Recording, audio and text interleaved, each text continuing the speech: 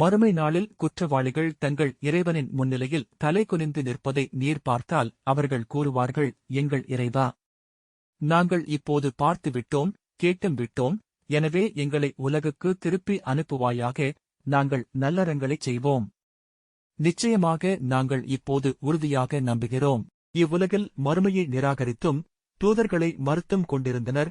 அல்லாஹ்வின் தண்டனை அவர்கள் மீது வந்தபோது அவர்கள் தாங்களும் நம்பிக்கை கொண்டிருக்க வேண்டுமே என்று பெரிதும் விரும்புவார்கள்.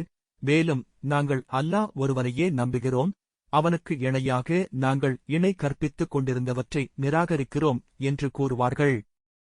ஆனால் இது மறுமை நாளில் ஏற்றுக்கொள்ளப்படாது.